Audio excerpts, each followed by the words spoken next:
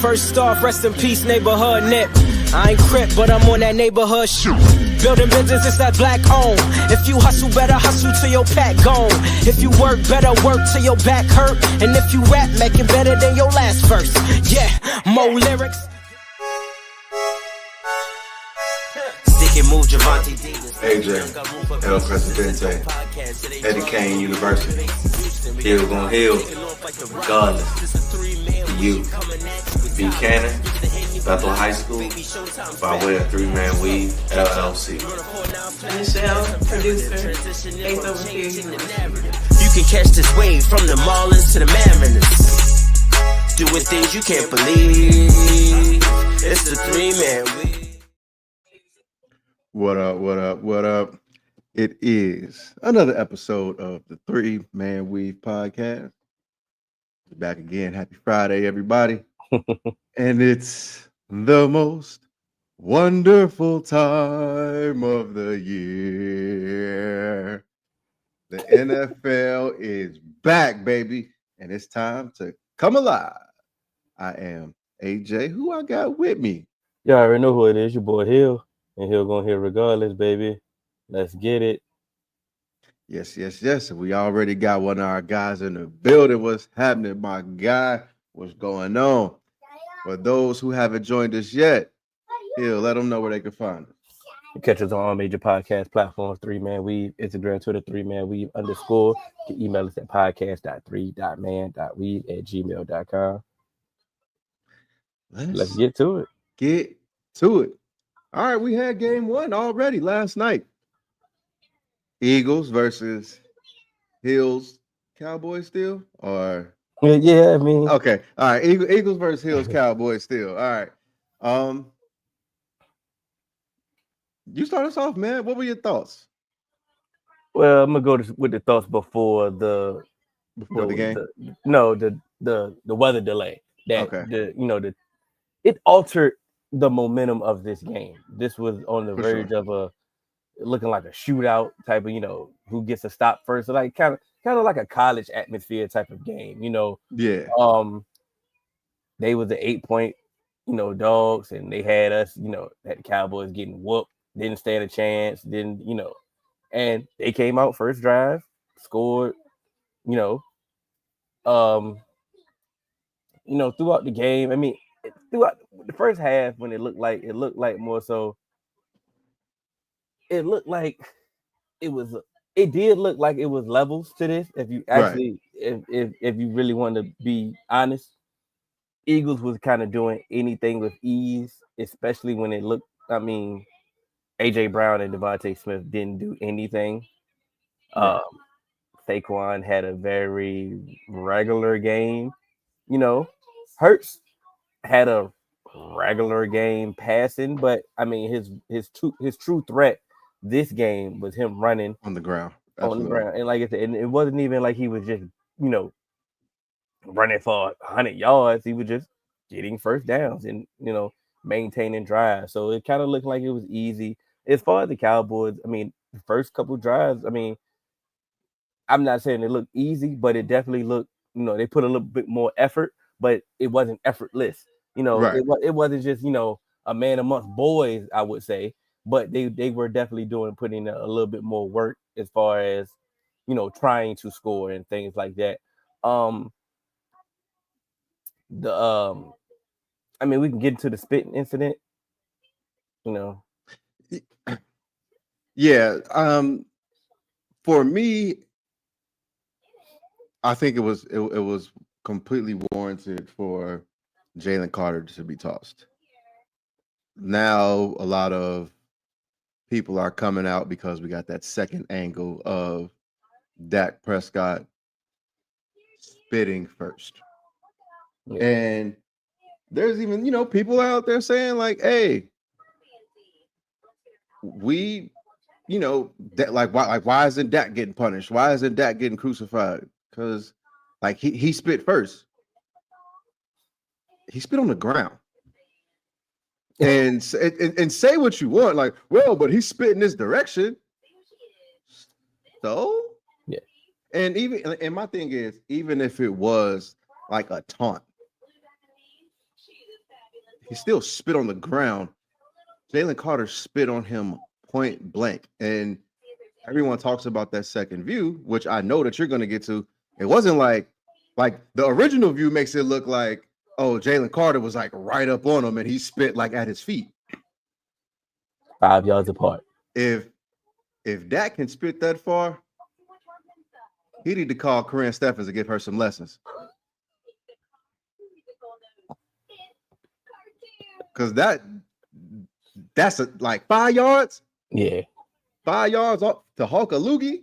Yeah. I have stood on the field.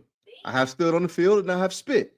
I have never in an outdoor stadium been able to get 5 yards with direct aim. So it was just like to cape for that is beyond me. But you know they were, because it's Jalen Carter. He's one of the best players on their team. You know, and it's also the Cowboys. So it's that fact that, like I say. But at the end of the day, I'm glad Dane said it. Yo, spitting is the ultimate disrespect. That's number one. That's like easily. That's number one on everybody's list. And I'm not sure that I know I don't have the maturity to just let somebody spit on me. I don't care where they spit at, and just stand there and just, I don't have that. So shouts out to Dak. But at the same time, to manipulate the angle to try to make this seem like this was one thing. Now, don't get me wrong. From Jalen Carter's perspective and logic, I can see his point of view. But listen, before I go, I'm not trying to kick you. No, I'm just saying, I get you. If you hear the story, be like, yo, Dak spit in my direction, spit in my vicinity. And you go up to Dak and be like, yo, did you just try to spit on me? And he looking at you all smug, and it's kind of like he taunting you. Like, what you mean? Like, but he verbatimly says, yo, why would I spit on you? Of course, it's in the heat of the battle. He already the op. I can see the trigger.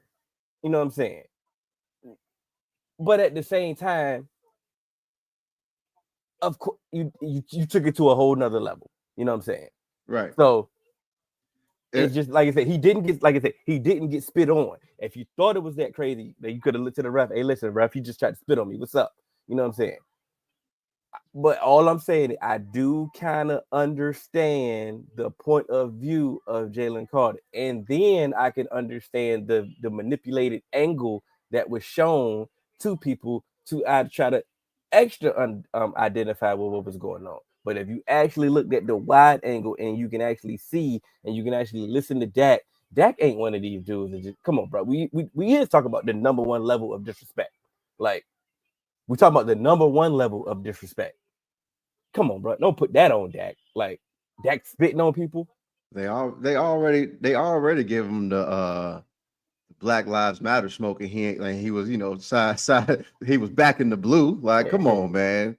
But yeah, I wholeheartedly think that Jalen Carter getting kicked out was completely warranted, and a fine is going to be coming. So yeah, there's that. And there's no need to go any further because he missed the whole game. He didn't play one snap. And there's actually no precedent of someone spitting on someone and getting suspended. I think Sean Taylor did. Nope. Yeah. Sean Taylor did not get suspended. He didn't get suspended? Nope. He just got fined. I believe he got fined. T.O. didn't get suspended? I think so. This was on a podcast I was listening to earlier today. T.O. got suspended. I think T.O. got fined $17,000 and Sean Taylor got fined $35,000, or it was flip-flopped. One of the two. But I don't believe anyone got suspended. I could be wrong. Fact check me. But I don't believe anyone has been suspended for spitting on another person. I mean, this is once again, at the same time, on football fields and fields in general, people spit. Like and that's my thing. And like, even here's my point. Because we were like my thing is, people spit on the field all the time, and it's like the game is literally about to start. If I'm about to get in there and call this long play with my checks and my cans and been working on my cadences, I'm probably gonna you know what I'm saying? I gotta get the larynx right. You feel me? You know what I'm saying? Because I gotta start the game with confidence. Because you know what's not gonna look good? We playing the Eagles to open the season, and I get in the huddle and my voice crack.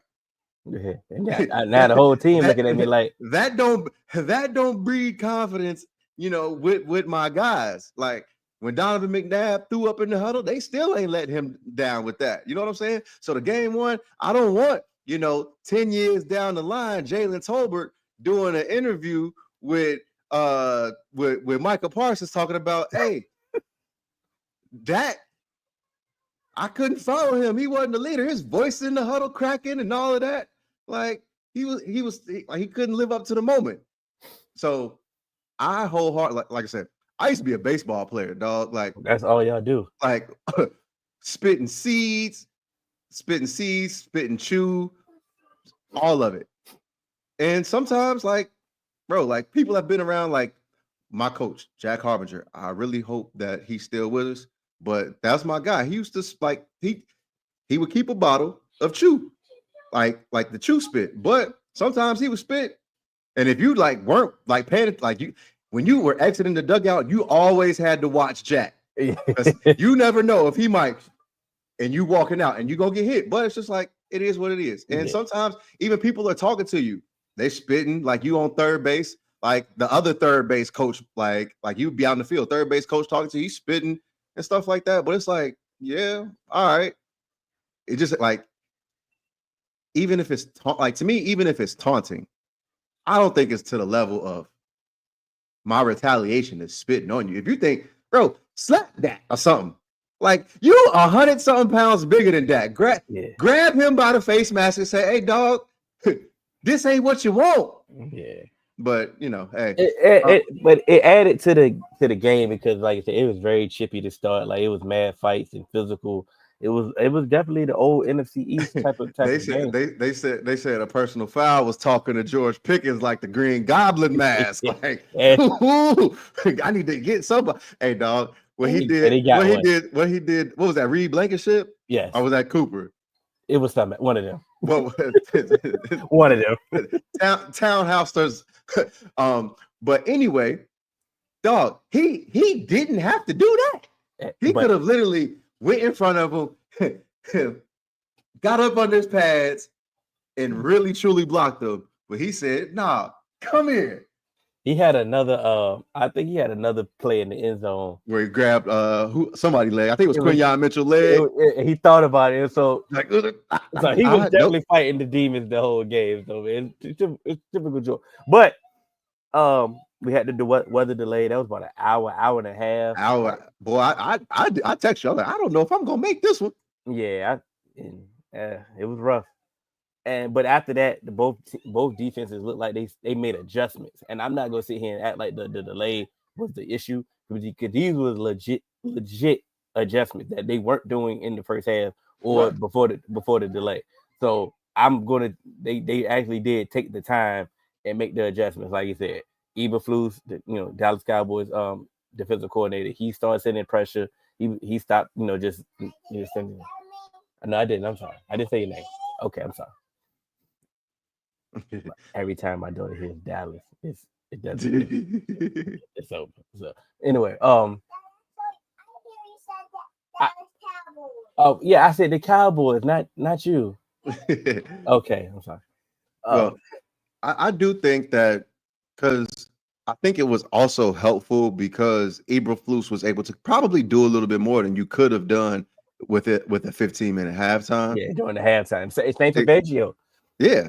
And I think that's why we were able to see things kind of settle in more. I think seeing how y'all were able to kind of send some pressure and also still sit back in zone. Mm-hmm. I think that was like, oh, we got something here. And I think with Fangio, it was more so like, okay, we're gonna be sticky. We're gonna try and do our man coverage. We're going to get Adoree Jackson the hell out the game. I know, right? But once they got Adoree out the game and they tried to play, but I think that they couldn't generate the pressure that they wanted to, so they had to kind of do a little bit more simulated pressures and stuff like that to run games up front and to try and confuse the line. I think it was Tyler Booker that was he kind of got caught on one, and so I think that allowed two good defensive coordinators even more time to really kind of go to work and do what they wanted to do. And I'm sure that the Cowboys didn't game plan for him to send pressure, because Fangio normally doesn't send pressure. He normally can rely on his four and do his thing like that. So him sending pressure was a curveball to some. But at the end of the day, we definitely gonna move on. If CD catches any of those passes, any of those drops, it's a different ball game. I'm not necessarily saying that the Cowboys gonna win the game necessarily, but at the end of the day, he catch one of those.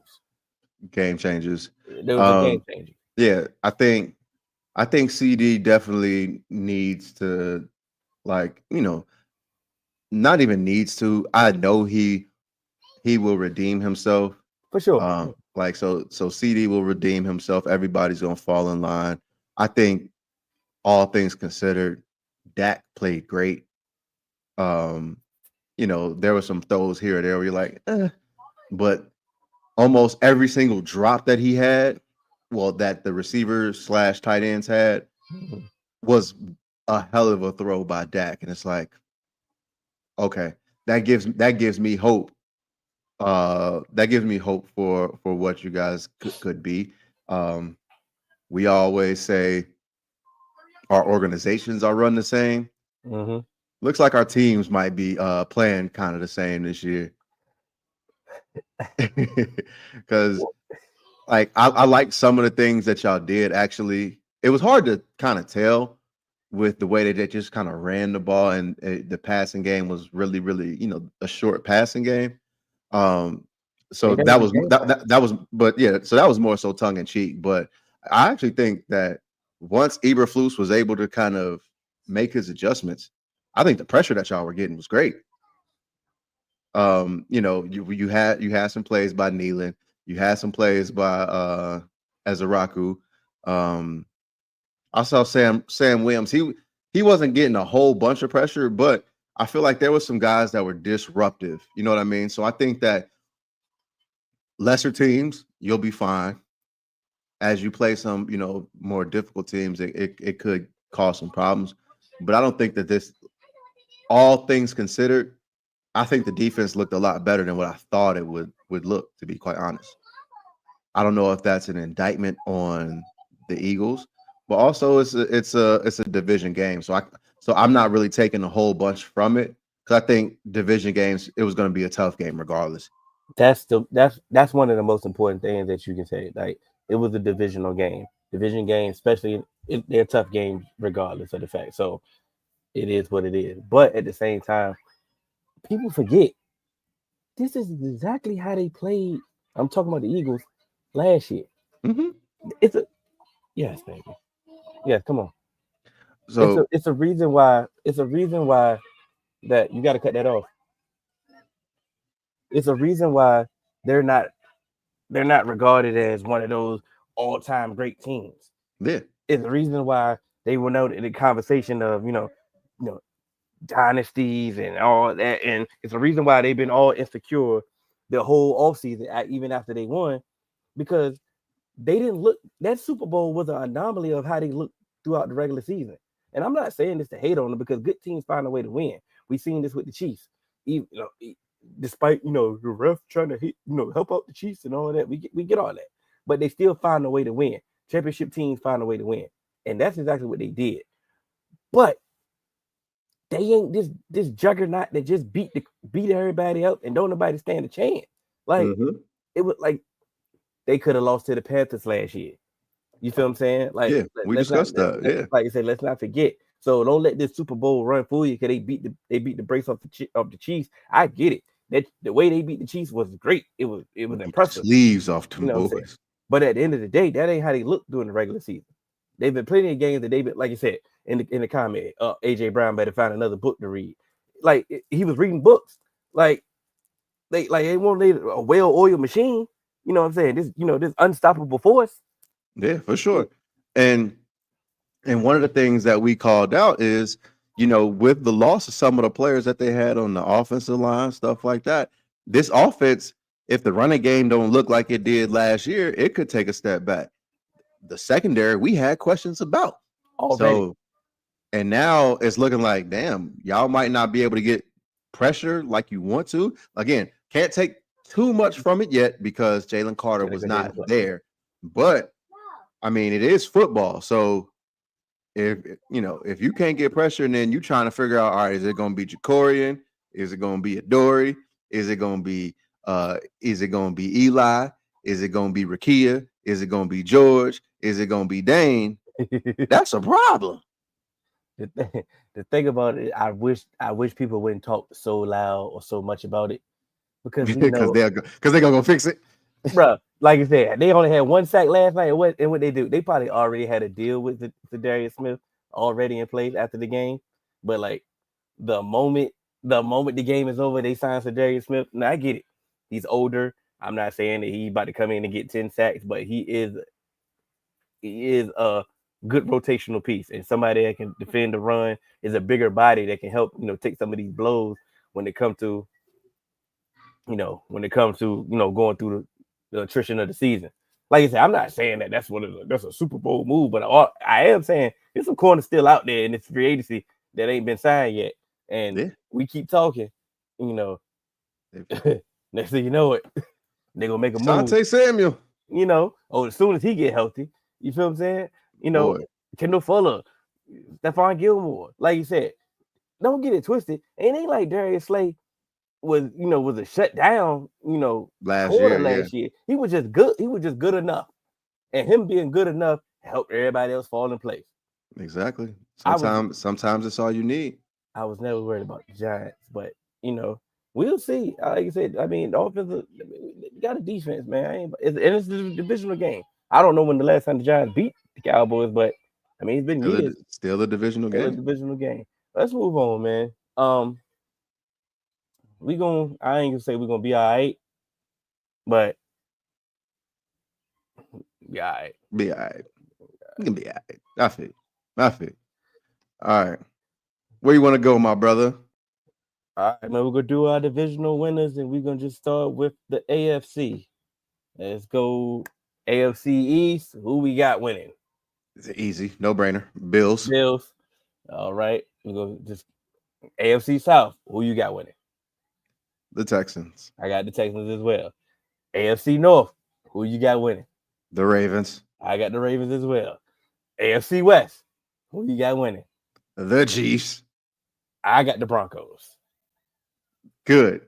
Yeah, I got the Broncos. So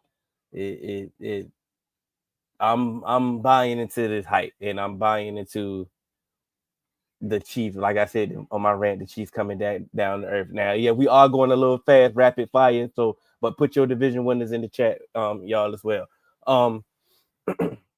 And they also gonna be playing soon, and we're gonna be able to see, the Chiefs. Yeah, but I say, look, it's a minute till game time. Yeah, I thought it was 8:20 start. So we stand on the wild card on the AFC. Yeah, we can do that. Go ahead and name your three. All right, my three will be the Bengals, the Broncos, and the Steelers. Oh, okay. I know that was. Hey, I know that was tough for you, my brother.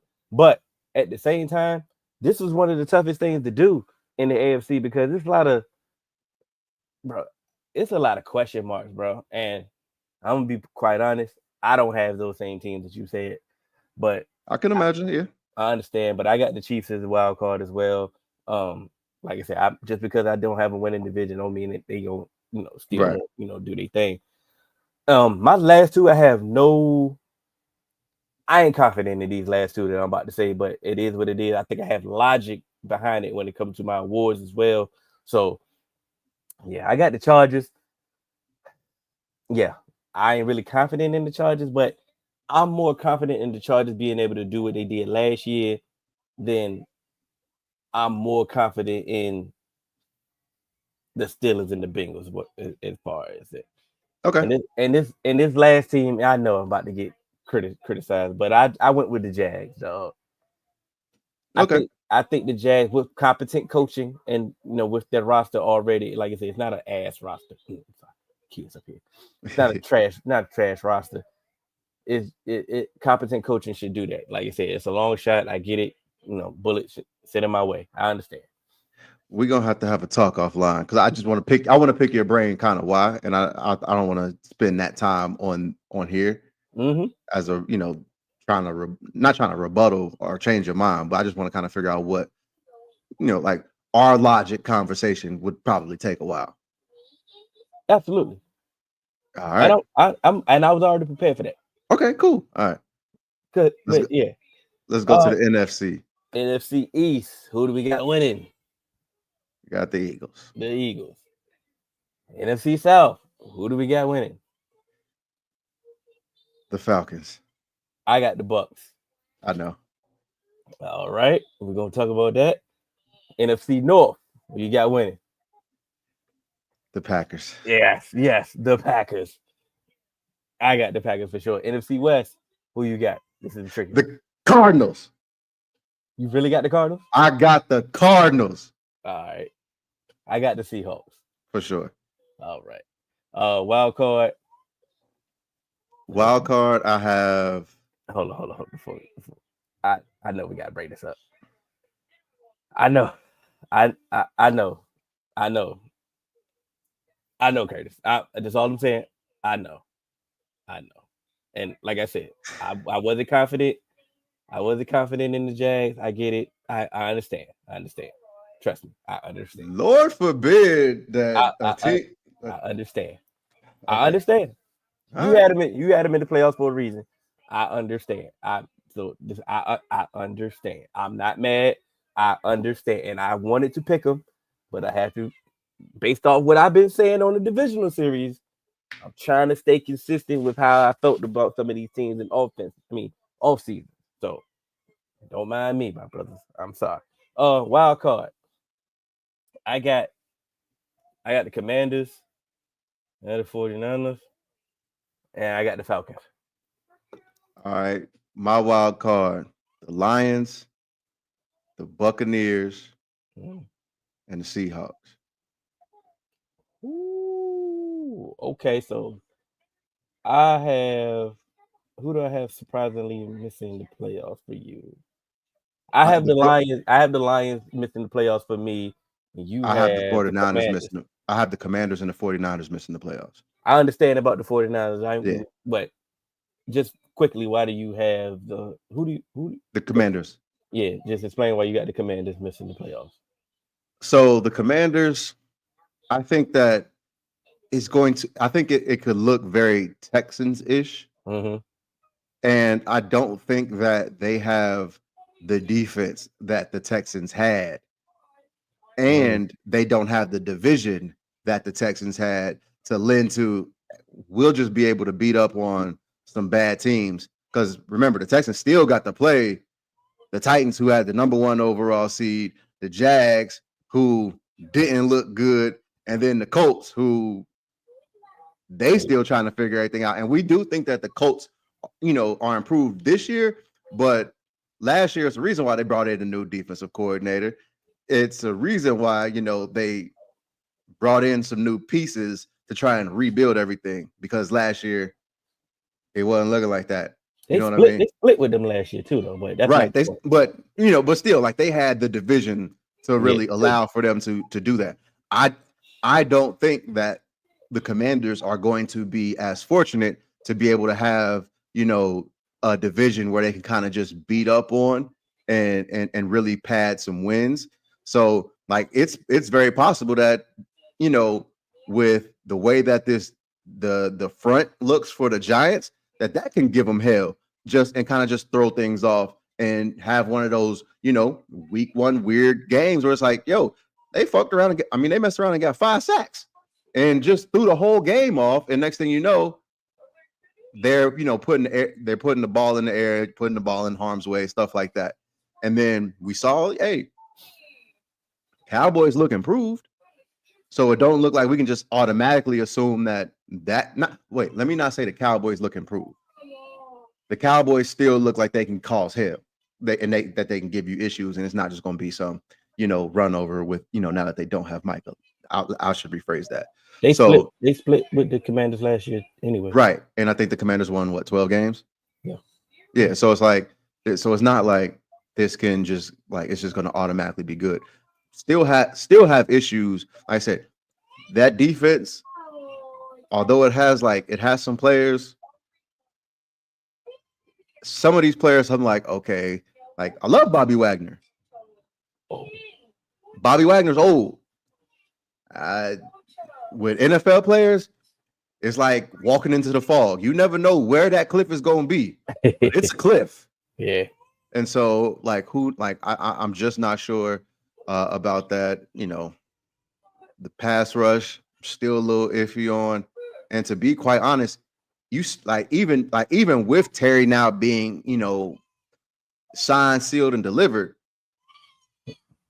Debo, I mean, I don't know how Debo is going to look without Shanahan giving him a whole bunch of that, them elongated handoffs.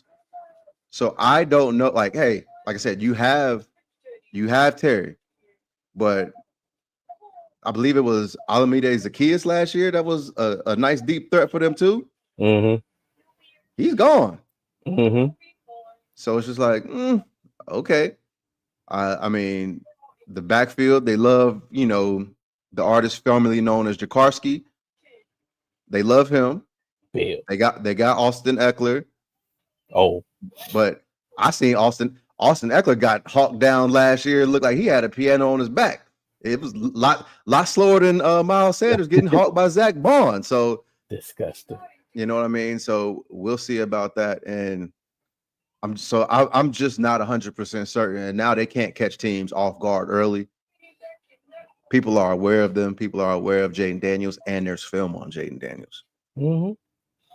They were the best fourth down converting team last year. I don't know if that's going to happen again this year. You know what I mean? So yeah, a lot of the ball bounced their way. I mean, that's a lot of. Like I said, I get it. I'm not mad at you. I mean, I hope you're right. You know what I'm saying? During the AFC preview, I mean, not the AFC, the NFC North preview, I stated how I felt about the coordinator changes for the Lions, and it was just a feeling. It was a feeling that I had. So I'm going off the feeling that I had about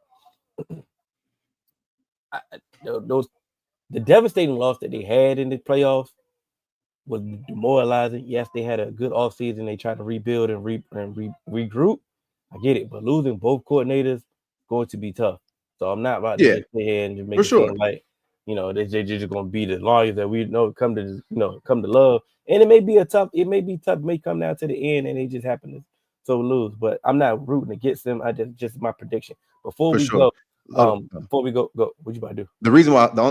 The only reason why I have the Lions in over the Commanders is I think talent-wise, there's way more talent on that Lions roster. Yeah, for sure. And so I think even with the coordinator change, still wins them some games. For sure. And I think that's going to, help them. My bad. But they had, at the same time, the Commanders do have coordinator stability. Right. Of course they have coordinator stability, but I've also seen Cliff Kingsbury get undressed after people have gone through and been like, oh, okay, I see what's going on here. So that didn't happen like it normally does. So we'll see. Before the game gets even further, I just wanted to get this one out the way, so so we can go ahead with our regular scheduled program. For sure, I got the Chargers. Yeah, and I'm continuing my theme. Like I said, no Rashee Rice, Hollywood Brown, a little hobble, no Jalen Royals. I get you some, and it's just week one stuff.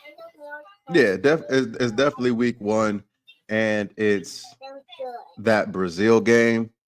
But I'm going. It's week one. It's that Brazil game, but I'm definitely going the Chiefs just because. Although he'll mention some of the wide receivers that are hobbled.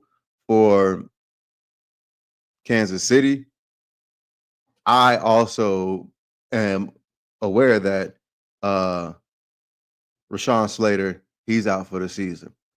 Mekhi Becton, from what I could tell, from what was posted in our group chat about 45 minutes ago, that brother's in the hospital with food poisoning.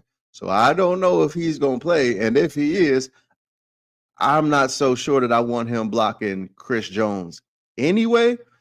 So to me, wide receivers for the Chiefs versus offensive line issues for the Chargers, I'll live by the wide receiver issues with the Chiefs any day of the week. So that's why I'm going with the Chiefs, because I just think that the losses that the Chargers have on the offensive line are going to weigh a lot more heavy than the losses that the Chiefs have in the receiver room. That's why I'm going with the Chiefs. I feel it's gonna be a good one. Good division. Oh, for sure. I like how they starting off with division games. I hate it. Because I hate. Well, but it's also coming from my perspective. That week one weirdness. Yeah. And so now you already starting with, against a divisional opponent. Like, give me an NFC team. And I'm like, not saying that I'm trying to duck any smoke or anything like that, but it's just like, hey man, come on, like, let me just ease it in a little bit. So yeah, man, we got that out the way. That's a good spot. Let's move on to this awards. Now, this is gonna be funny. Okay. Which award we starting off with? We starting off with the big one, Paul. Yeah, let's start off with the big one and work our way down. Paul. All right, MVP. It's a screw that goes to the thing. It's a screw that goes to the light. You want me to go first? Yeah. All right. MVP. Who you got? MVP. Patrick Mahomes.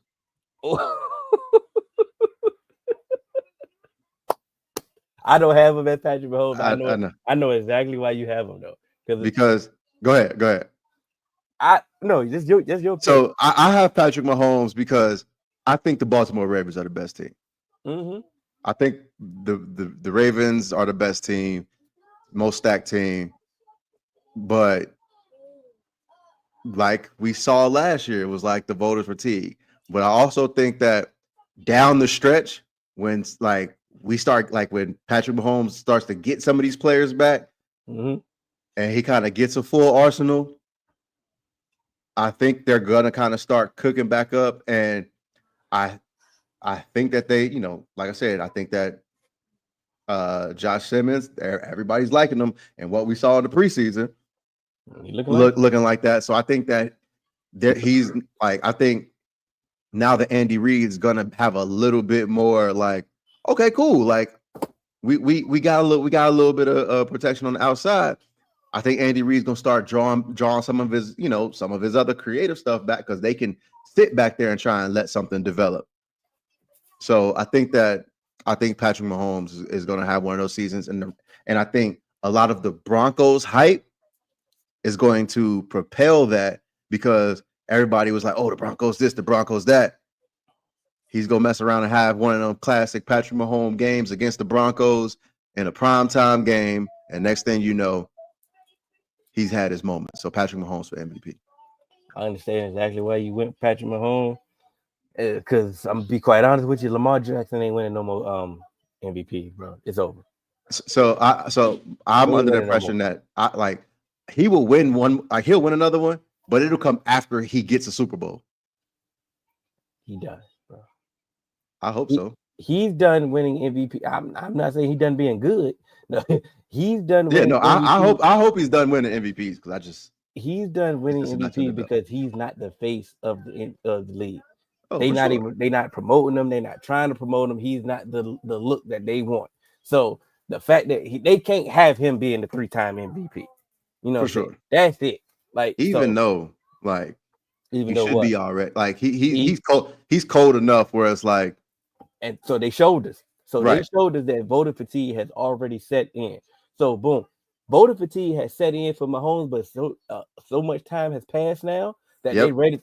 they ready for a reset. So And I took that. I took that into account. You took that into account as well. Now, here's another thing. Voter fatigue ain't set in for Josh Allen. That's not my pick, y'all. So just saying. But if he does have one of those statistical seasons that match up to being actual MVP, trust and believe he will get another one because they've been dying. Now, the people that they want to give the MVP to need to make the playoffs. And Yes. that's Joe Burrow. What? He's not the number one that they want to. He just climbed up, but they want to give one to Justin Herbert. Let the Chargers win the division. Do I have to win the division? No. Just let them win the division. Trust me. He's winning the MVP that year. I don't care what nobody else did that year. They've been dying to try to give him one. Once again, you let the Bengals make the playoffs this year. Joe Burrow wins the MVP. Because once again, that's an upper echelon quarterback, elite level quarterback, somebody that they can easily promote. They are definitely dying to give those two MVP. We already know that nobody, if you're not a quarterback, you're not getting the MVP, so it is what it is. I went with a long shot. I know it's a long shot. I'm going with CJ Stroud. And the reason why I'm going with CJ Stroud is because if the Texans have the season that they think that they're going to have, if they're a top seed, if they're even a three seed in the AFC, then that sets in the voter fatigue for Lamar Jackson. That means he may have a better statistical season than Josh Allen, and he just won last year. He's that new person that they can propel and do something with. And like I said, if they have the season that they want to have, I know it's a long shot. I know it's not one of those 1-61 and it is what it is, but he has a chance if they have the season that they think so. I got CJ Stroud. I like that. So for the next, do you want to do offensive player of the year? Yeah, you can go ahead. All right. So you gotta go Homer. You gotta go Homer. If you not to go home, I'm switching mine. I understand it didn't look good last night.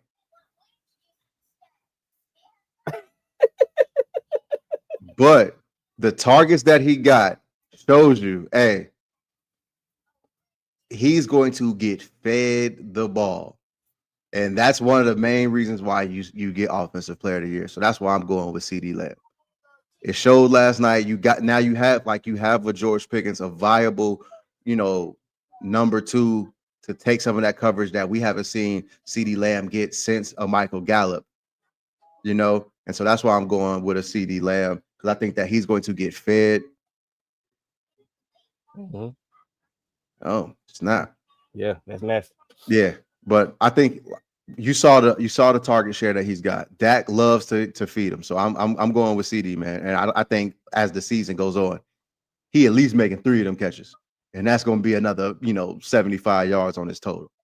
Hey, please say you, Dane, pick your real offensive player of the year. Stop playing with us right now. Dane, we love you, but we will block you. I think that I get it because that was one of my mild hot takes that I had. I'll say it right now. I had CD winning the Triple Crown. I started feeling it. Pause. Like, yeah, Triple Crown winning CD. So for sure.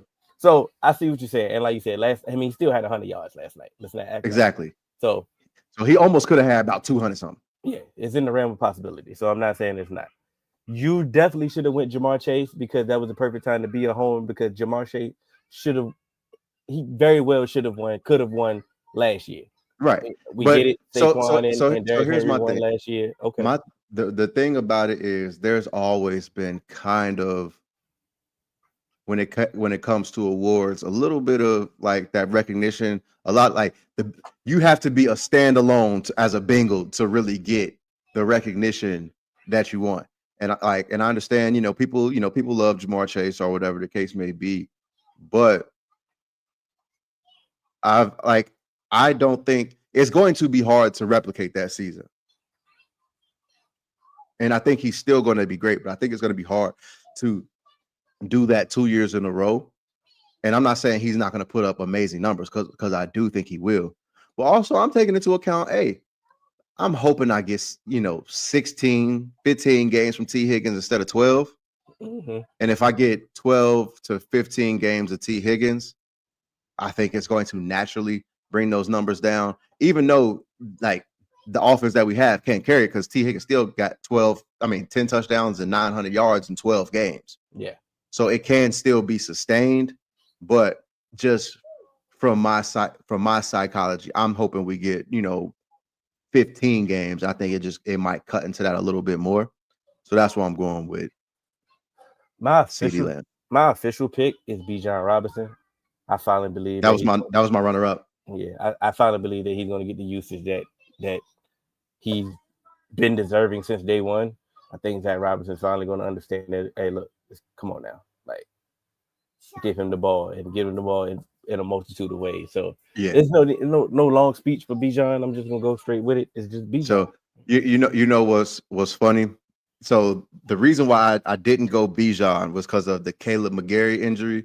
And I'm like, I just don't know how much he's gonna be able to do it. But so the craziest thing about it was my backup. Like I was debating on my backup being either Drake London or Bijan. So then I felt like, let me just go Bijan because I know he's probably going to get his touches. It's a little bit, and so I think that Bijan is a great pick. I think they're going to explode, and that's another reason why I have them winning the division. That's fine. I got you. I got him in the playoff. For sure. So, we'll be going the defensive player of the year. Defensive player of the year. All right.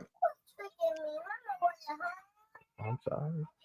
So defensive player of the year, I wanted to kind of go with like a sympathetic, like not a sympathetic pick, but like the emotional pick, as like you should have got this shit. But all things considered, and so I'm gonna say his name, Aiden Hutchinson. I wanted to go Aiden Hutchinson because I felt he was gonna get it last year, but he had that devastating injury. Mm-hmm. This year, on the best team, Kyle Hamilton. Oh, bruh. You can't be serious. That was yours? Bro. Oh, but I'm tight because I could have switched it and tried to change it, for pot purposes.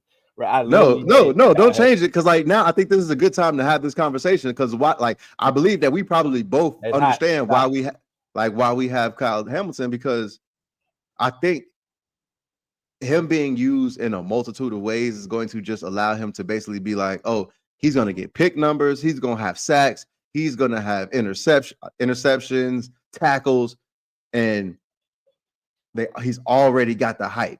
Mm-hmm. And then he's going to be on the best team. So it's like, yeah, I think he's going to get that. And so why'd you think that he's going to get it? It was literally the same exact reason. I believe that, like I said, they're going to be not say they're going to be the best defense, but I have them being the best team. So them being the best team, being the best, they're going to get the most notoriety. They done picking Lamar as MVP, so somebody got to step up and get something. Mm-hmm. You know what I'm saying? And it, like I said, the way that he can be used it'll be a way to give somebody different the award, because all the top pass rushers, they first off they got TJ Watt fatigue. He's not getting it. Yeah. Myles Garrett, his team not gonna be good enough. Matt Crosby, his team not gonna be good enough. Will Anderson, Daniil Hunter, they on the same team. They're gonna cancel each other out. Michael Parsons just got traded. He missed the whole training camp. That's who I want to win it, but yeah, it's just the fact. Then he, like you say, questionable week one. Who's to say that he gonna have enough games on this belt? I'm a little leery, so I didn't go full Micah like I wanted to, because I was prepared to do that all off season. I was prepared to go Micah anyways. It's because they want to give it to Micah at this point. Like it's his time. He's been waiting his turn from Miles and TJ and Nick Bosa as well. Like okay, now is that next pass rusher turn. Let's go ahead and give it. All you gotta do is stay healthy and do what he do. I do like James pick Derek Stingley. I think that he can have enough thing, but like I said, having the Daniil Hunter on his team to get 12 sacks, Will Anderson as well, and get you 10 plus sacks. It's like those three gonna cancel each other out. Exactly. As far as votes and as far as the Ravens, who is that standout player on the defense? You know what I'm saying? That's going to do it. They moved Marlon Humphrey into the slot for a reason. You know, Nate Wiggins, you know, coming Jair, along. Jair, you know, he ain't practicing a month. Yeah, but he's planning on playing. Like I said, they don't Roquan, you know, he's a candidate as well. If anything, if this defense is what we think it's going to be. So maybe he could, you know, take some shine away as well. But I mean, Fred Warner didn't do that for Nick Bosa when he won, so we'll see. But this was a tough award because like the notable names, the pass rushers that you think would get it. Yeah, offensive rookie of the year. We went chalk. You go first. I went Ashton Jeanty. Okay, I went Cam Ward. Okay, so chalk is what we basically at the same time. Yeah, I get it. We ain't got to stay long. If Cam Ward has a good season as a quarterback, hey, we already know quarterbacks get it. And to me, that's why it's like Cam Ward. And then it's halfway nobody else. Like, I get it. Ted McMillan has a shot.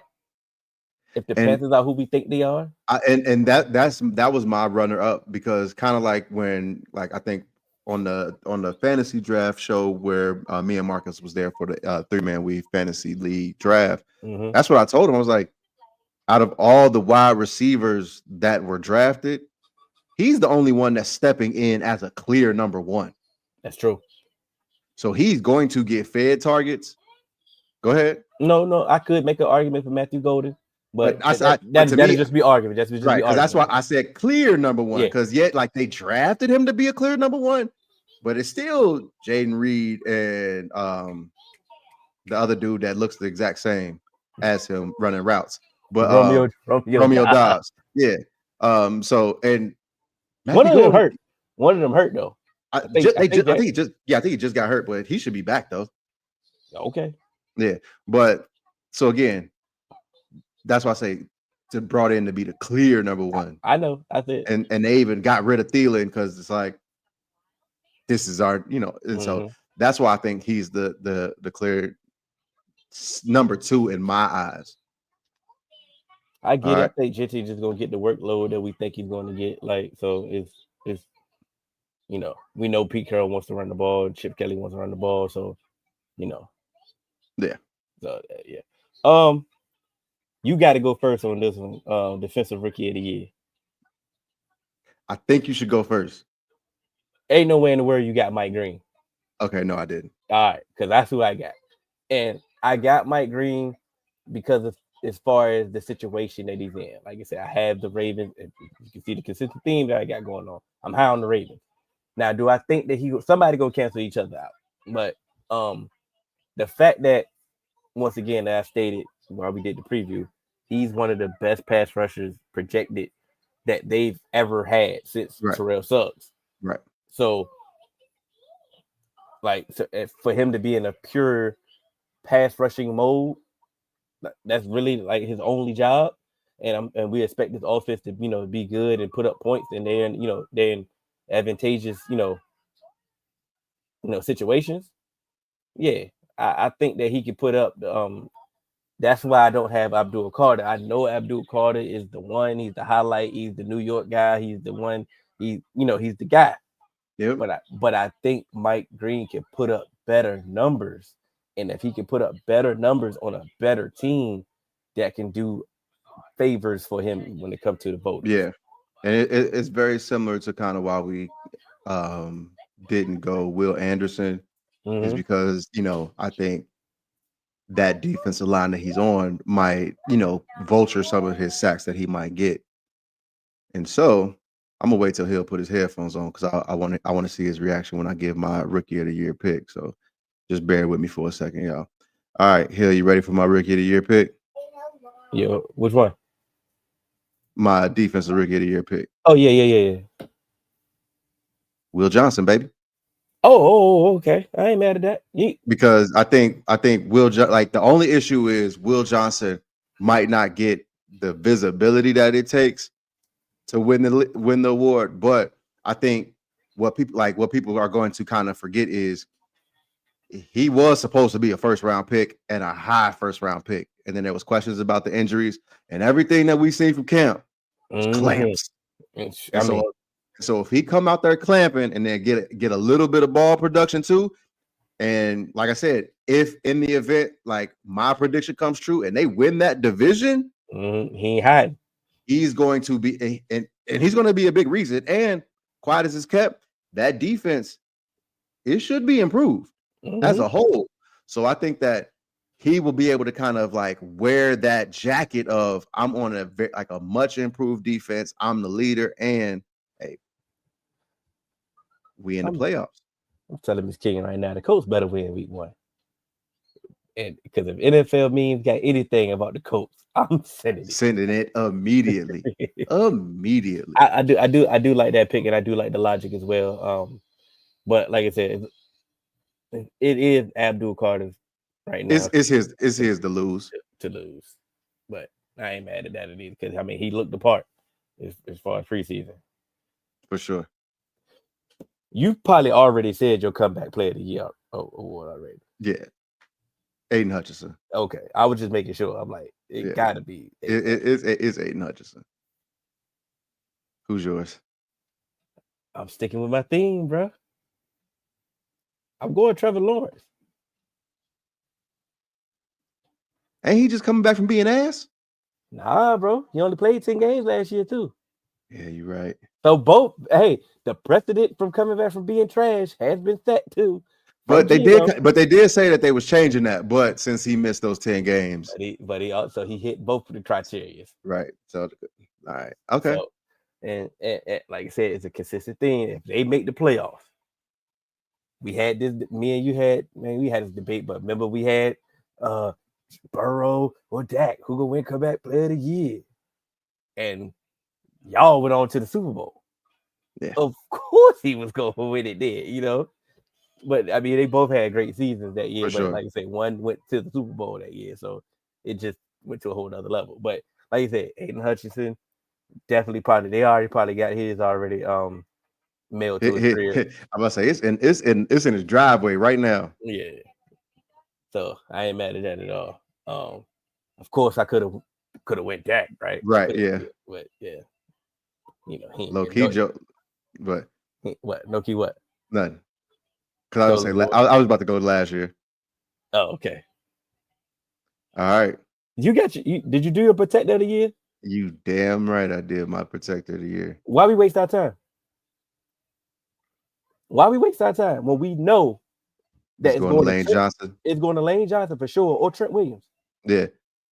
I got Trent Williams because I don't know if he's gonna play a full 17. Okay, didn't even know it's going to Lane. Yeah, that's what I say. Mine is Lane. I think it's going to Lane. Or they go get spicy. Who's the next notable lineman? Go ahead, say it. N.A. Yep. But that's not who I got. I got Davis in the building. He got Joe Alt. That's a good pick. It's a good pick. I think if the voting is fair. If the voting is fair and he holds it down, yes. But also if the voting, so if we're gonna do if the voting is fair, say yours. That's what I went. If I went with if the voting is fair, I'm going. You want me to say man? Yeah.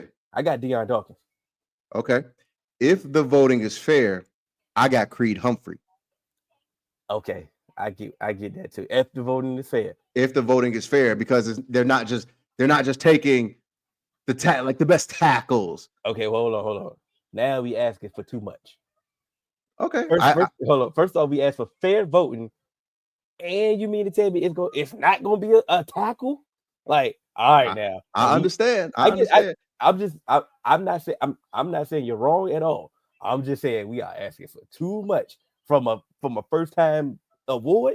And that's why it's gonna be Lane Johnson. Jason Kelsey's on the voting committee, right? We already, like I said, we already know that it's going to Lane Johnson or Trent Williams, and we shouldn't even be mad. Like I said, it's a lifetime achievement award, especially for this first one. All they got to do is be good. And how y'all picked Joe Alt, one for me that would be kind of like a sleeper would be Darisaw, because what he meant to that Vikings team last year, I think that like you could like with like losing him and the drop off from what they were, it was so evident. So I think that he should definitely be in consideration. So I think if he's able to remain consistent for the next couple years while they get these lifetime achievement awards out the way, he should end up getting a protector of the year eventually too. I tried to keep it with my theme, and I looked at who I had going to the playoffs, right? Mm-hmm. And of course, like I said, I already gave the caveat about Trent Williams and Lane Johnson. So for sure.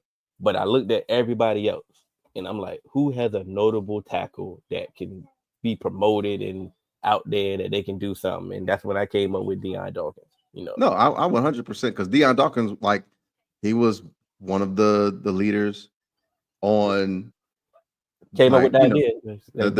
The best offensive line. So yeah, and like I said, he always got his shirt off. He kind of got that, Jason Kelsey type of person. Yeah, for sure. I'm going to get you your pizza, baby, okay? Okay, I'm almost finished, okay? I'm going to go hurry up. All right. Let's go ahead and get these hot takes out the way. Oh, you wait? No, we can do Super Bowl after. Okay. Yeah. So you want you got to set the tone. I'll set the tone. Yeah. All right. Because I already said I'll let the cat out the bag. I had CD winning the Triple Crown. That's one of the. Okay. All right. So I'll start with one of mine that would stop CD from winning the Triple Crown. It's always a hate out the bunch. Go ahead. Calvin Ridley will lead the NFL in reception touchdowns. Oh, okay. You thought I was say receiving yards? Nah, I ain't know. Look, hey, I said I'm gonna set the tone, so I ain't going super spicy.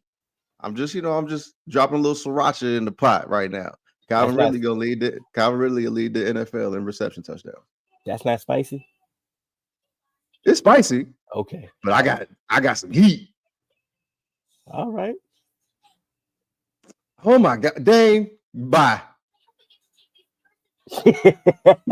It's a hot take where you gotta let him get it. It's only because it's Justin Jefferson. Like, God, please. Oh, like didn't Tyreek not have 1,000 yards net? He don't talk about that though. Okay. I bet. And I dare him to say Tua was hurt. I dare him to say anything about Tua missing games. My other hot take is Josh Jacobs would lead the league in rushing. I like that. Because I believe LaFleur said he wants to, make sure he gets back to pounding the rock and doing that. All right, let's see. Where do I want to go next? Are you gonna go? I went. Okay. All right. I got my two. Like I said, I got CD with the Triple Crown. I got Josh Jacobs, leading league in rushing. My hot take. Again, we're talking about hot takes. Mm-hmm. Broncos gonna miss the playoffs. Oh, it is only a hot take based off the hype they've been getting. So I'm yeah. You muted yourself. Yeah, because we forgot the coach of the year, and and the reason why I said we did forget coach of the year. Yeah, we forgot coach of the year. Who you had right quick? LaFleur. Okay, cool. They're gonna if what I say is correct. If the Broncos win the division, Sean Payton getting it right. For sure, I get. Yeah, media darling and all that, and all. I don't think he has one. Media darling, right? You feel what I'm saying? So yeah, for sure. He done dethroned the Chiefs, and so that's why I laugh. That's why I say I laugh, but that's why I went. It made me think about it. But I got Miami Donald, but cool. Yeah, based off the hype that they getting, the talk, best defense in the league and all that, and they make the playoffs. That's our take.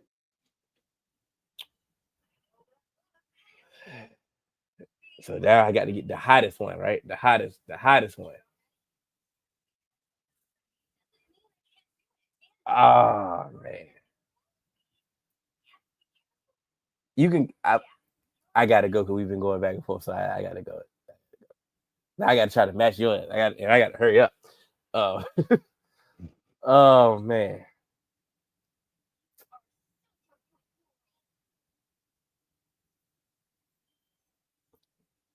I can't say it because it's a hot take. It ain't got nothing. Bro, it's a hot take. It ain't got nothing to do with the divisions and stuff that we got, right? Man, you can no, that's why I said because I had the Broncos making the playoffs, but my hot take is that they're gonna miss it. Yeah, and I got the Eagles missing the playoffs, dog. All right, that's why I was hesitant to say it. They tried to, the chat been alluding to it all night. They don't look as dominant as they looked last year. Try to say, okay, they are to hunt it now. Like it's very different. We've seen this time and time again.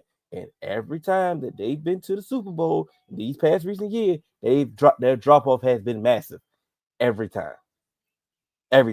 When they went to the year, the year they won with Nick Foles, next year, missed the playoff. The year they went with Hurts, then they had that massive collapse when they went from 10-2 and didn't win a game. You know what I'm saying? That was the year after the Super Bowl. So okay, cool. They won the Super Bowl. All right, they lost a lot of pieces. Be quite honest. All right. Yep. All right. All right. Hot takes now. Cause your man, you had a whole game, bro, when AJ Brown had how many targets? He had 1 catch for 8 yards. You had Devontae Smith had 3 catches for 16 yards. Like, huh? Yeah. And Saquon only had like 60 yards rushing against the Cowboys, against the defense without that just traded Micah last week. And other defenses out here, that's way better than what you just saw last night. And the blueprint, like you just said, the blueprint been out.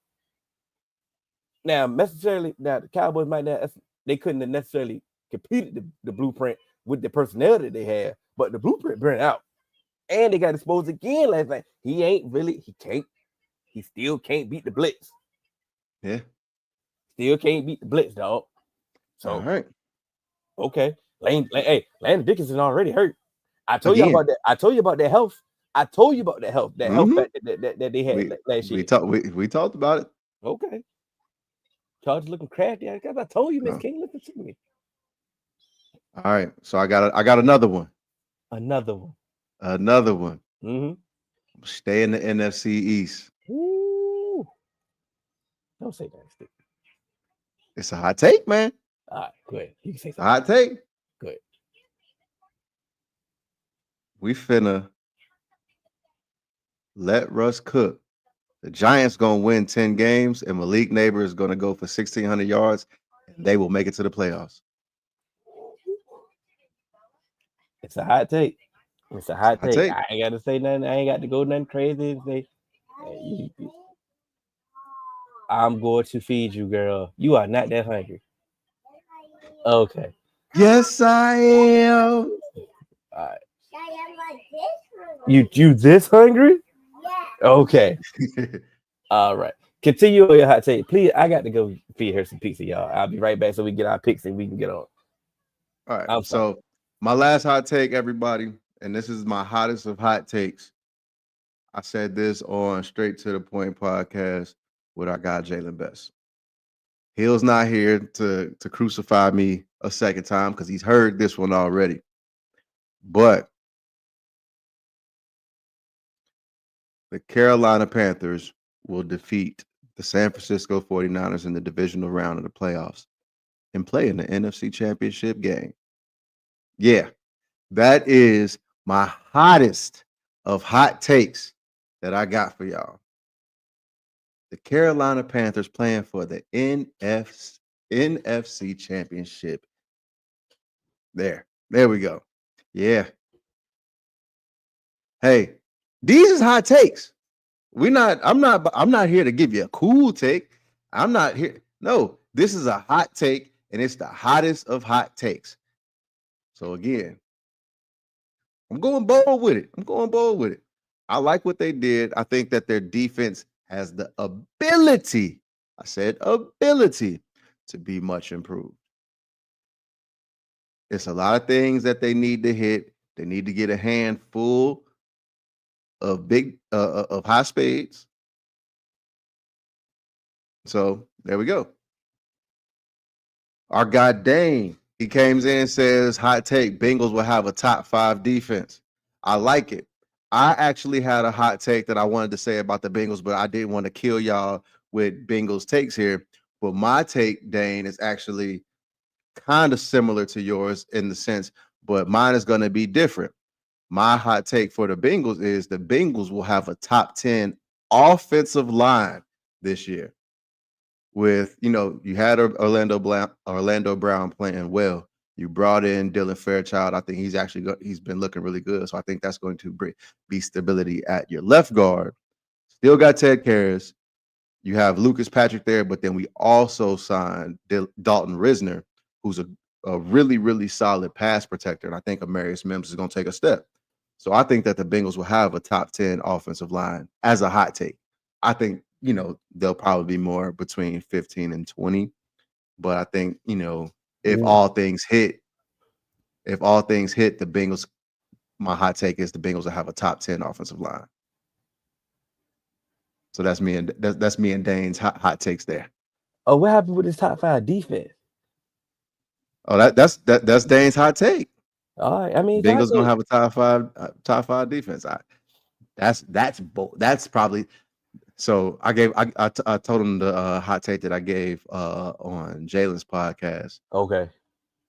So I think mine's is a hot take, but that Bengals top 5 defense is a hot ass take because I don't know where is that coming from. I mean, my Jalen Hurts joint was starting to come down to fruition as far as passing. I mean, he ran the ball. He ran the ball yesterday. He played a good game yesterday. I'm not taking nothing away from him. Once again, not taking nothing away from him because he did play a good game. He was definitely effective running the ball.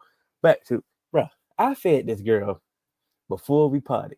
She had 2 big old slices of pizza and some garlic knots. She had about, she had a good amount of garlic. And that's a lot of bread for this little girl. She is 3. What Kendrick say? It's not enough. It's not. She over here sitting there starving, told her, hurry up, feed me, told her, I'm this hungry. No, you are not. No, you ain't. I swear, and if she don't eat both of them pieces of pizza I gave, I'm taking a picture and I'm posting. I'm telling her, see, you paused me to feed your ass. Got people out here thinking I'm neglecting you. You ain't that damn hungry. That's why I had to make sure I had to put that on wax too. I'm like, hold on, you ain't that hungry, bro. You ain't about to call CPS on me. You goddamn right. All right, man. We already had the Cowboys game yesterday. And like I said, we already gave our picks for the Chargers and the Chiefs that's going on currently now, so we can hurry up and finish so we can go watch that ourselves. For sure. All right.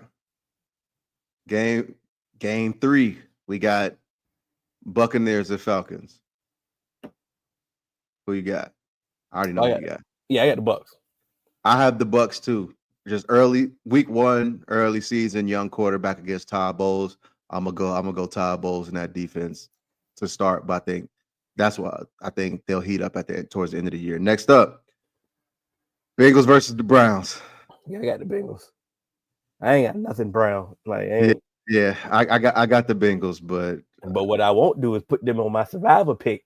And hell no. Yeah, like they messed me up last year.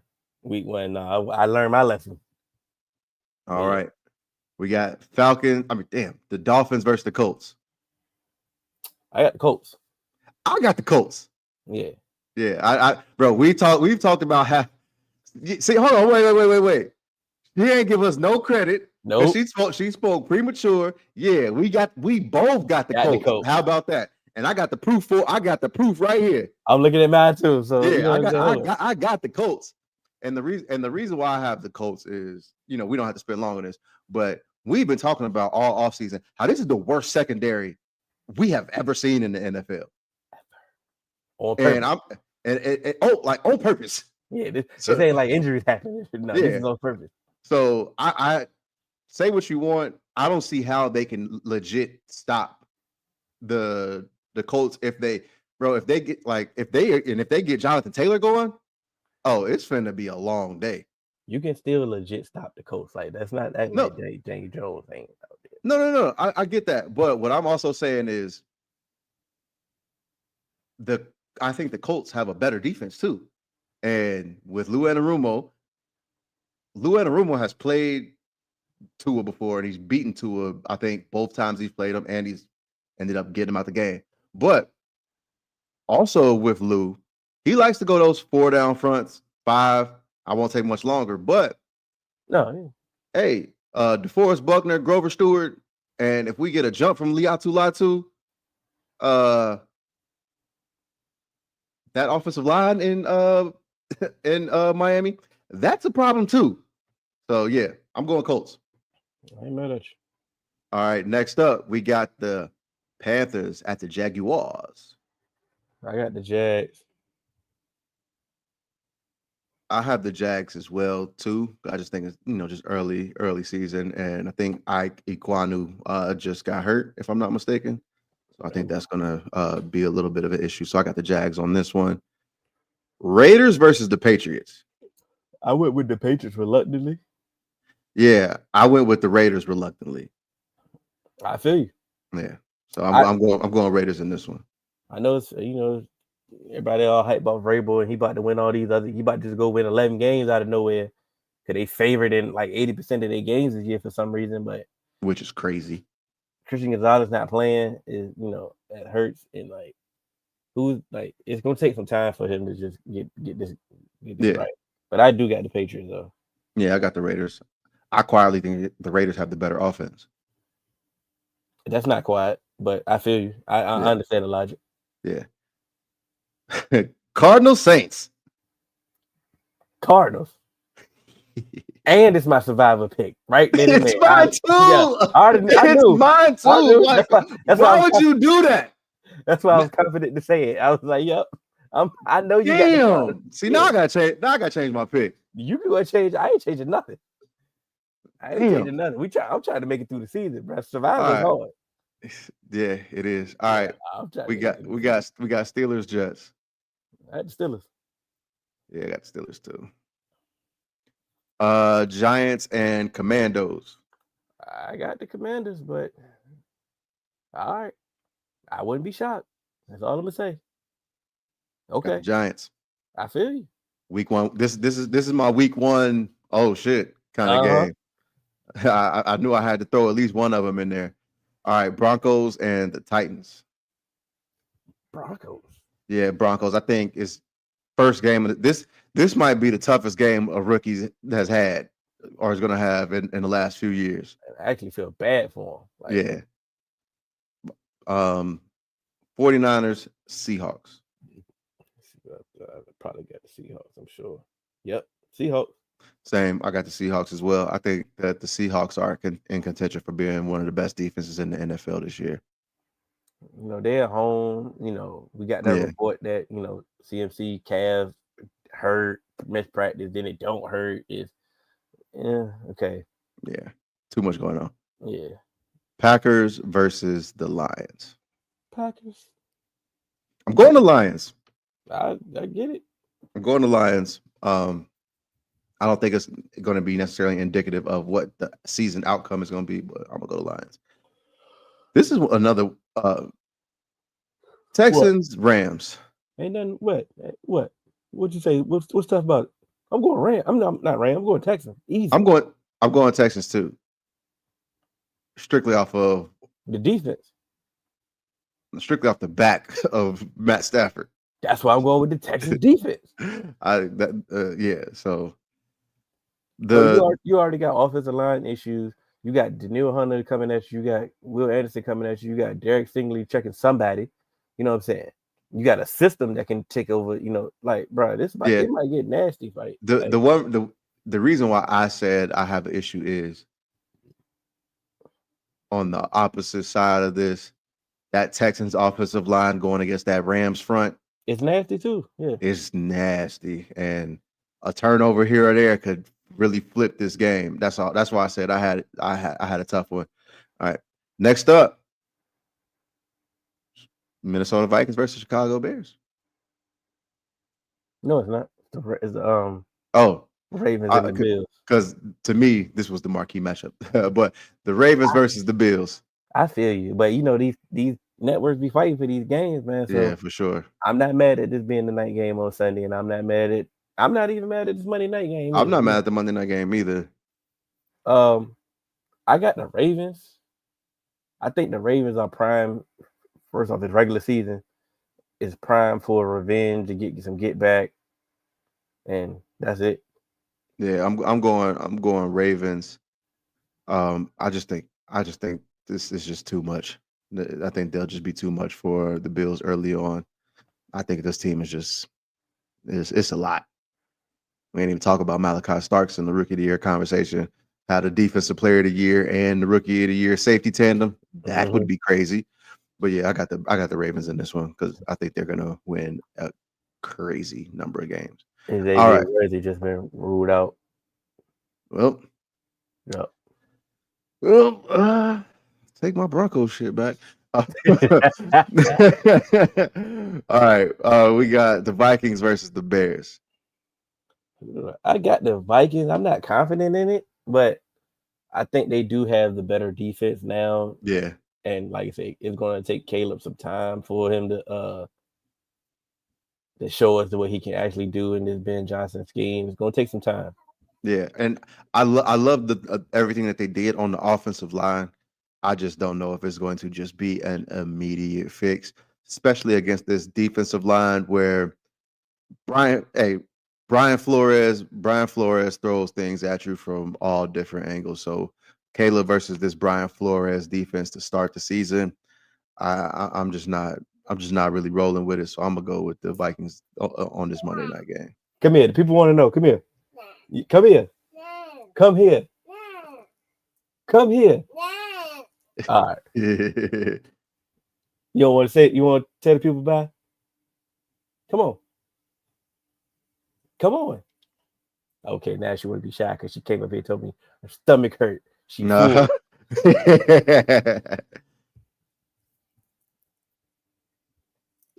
Knuckle sandwich. Yeah. Knuckle sandwich. Yeah. So I mean, who did you pick? I picked the Vikings. I was giving my whole diatribe while you had your headphones on. I was listening. I just this little one, man. Yeah. So we got our hot takes out the way.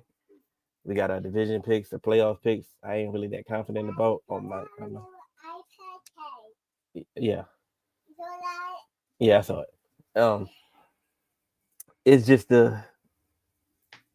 it's so many questions this year. Like, and depending on how you want to look at it is how you want to look at it. Be quite honest. Sure. Like, it's so many questions. Like these people, it's only the contending teams for really legitimately answered some of their questions, or they have organizational benefit of the doubt already baked in. And I think that's only like 4 teams, dog. Like for and I wouldn't even go as far as saying it as 4 teams. Because as much as people say, it's the Bills, Chiefs, Ravens, and Eagles, I had questions about the Eagles. I had questions. I say what you want. I got questions still about this Bills defense.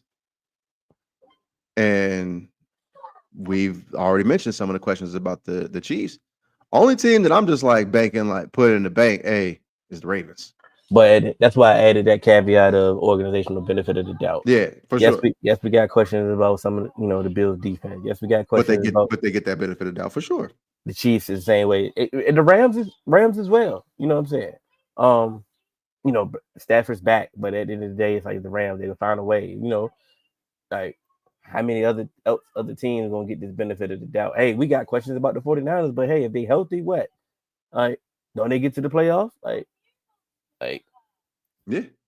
So, but it just was hard to just do these predictions this year because of that, because of these questions, because of how you want to look at some of these things. It's like if I want to believe it, I can. Like you say, I can believe that the Cowboys. If you can dream it, you can achieve it. You can believe that the Bengals defense is going to be improved this year. You can but who are we to say outside looking in? Who are we to say that it's definitive. Yeah, same thing for the like when Curtis came at me, he was like, "Bro, I got a competent coach, I got a competent everything. Why we can't make the playoff? We always make the playoffs, right? Like, hey, I get it. You can bank on that, Right. as far as that. But I can also that, on the other, I can also question it as well. and I think we kind of knocked some of what I was going to ask you about your logic of having like the Chargers in the playoffs and the Bengals out is basically just your preference of what you think and how you see it from the outside looking in. I just think that I think that they can duplicate some of the, even though they're not sneaking up on people like they did last year. I think they can duplicate what they did last year for a certain degree. Now, do I believe that they're a good team or they're, this team? No, I'm talking about the Chargers now. For sure. But it just, I think it's easy for them, that team in particular, to duplicate what they did. That's the little logic that I have. But we gonna talk about it off air because we got to watch the rest of the game. For sure. We got to next week we got a fight preview that we're gonna do. Canelo and Bud Crawford. We've been saving that before the fight. So now, like I said, we got that next week. We'll figure out where we're watching the fight at as well. Then after that, I'm out, bro. Like, I'm out taking a break. One reason I ain't take a break now because I had obligations to fulfill. So AJ wouldn't let me go without and he's still coming back. Yo, he's in a 360 deal. He coming back. Let's like I stated on Dallas Duo. I'm just taking a necessary break. I'm sorry, I didn't mean to say your name. I'm sorry. As I said, taking a much needed break, bro. Like for real, Jerry Jones really did steal the joy away from this. Like I really can't watch the game. Like I really can't watch these games like I really want to and feel the joy like I normally do. Like the only reason I'm upset about the game last night is because CD is one of my best players, and the way that he not single-handedly lost the game, but he definitely played a large part in them losing the game. And I can't bake on CD. I can't do nothing, man. So I'm taking a break, bro. It is what it is. We'll let the announcement know when I come back. But other than that, I'm out, man. But you can catch us on all major podcast platform. 3-Man Weave. Instagram, Twitter, 3-Man Weave _. Email us at podcast.3.man.weave@gmail.com. I'm Hill. It's AJ. Some of y'all the fours. Some of y'all the Fab Five. And we out.